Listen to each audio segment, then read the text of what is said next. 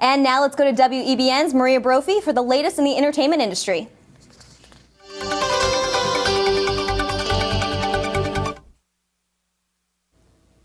Thanks, Casey. Actress Farrah Fawcett's health has taken a turn for the worst, and she was hospitalized earlier this week. 3 years ago, the actress was diagnosed with cancer but was in remission.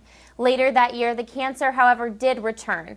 The 62-year-old is currently filming a documentary about her uphill battle. And now, in a shocking twist, Chris Brown has pleaded not guilty. The rapper was in court earlier this week on felony assault charges. Brown is charged with assault and making criminal threats against his singer-girlfriend Rihanna. Both parties want to resolve the case without a trial, as it has already become a media frenzy. The Los Angeles District Attorney's Office says if Brown is convicted, he could get up to almost 5 years in prison. The alleged attack happened during an argument in February that began when 21-year-old Rihanna, who had been dating Brown, found a text message from another woman on his phone.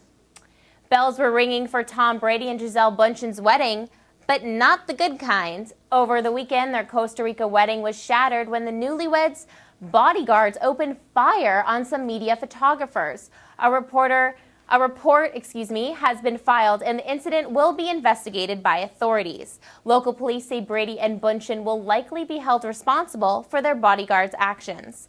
According to a witness, a bullet shattered the rear window and the front windshield of an SUV, barely missing 2 fleeing photographers. The newlyweds have not commented on the alleged incident. And in movie news, The Fast and the Furious raced its way to the #1 spot at the box office. Grossing $72.5 million, the action movie has won the title of Best Opening in History for Universal Pictures. Coming in at #2 was Monsters vs. Aliens. The 3D animated movie has banked over $100 million. In the third spot is The Haunting in Connecticut with over $9 million in sales. Knowing comes in at #4, and I Love You Man finished this last week with just under $8 million, rounding up the top 5 hits of the week. Now overall, the box office was up an impressive 68% from a year ago, proving that in these hard economic times, Americans still want to be entertained.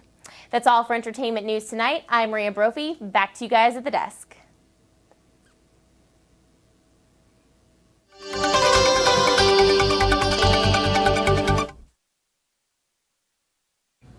That's all we have time for tonight. I want to thank you so much for joining us for our live show.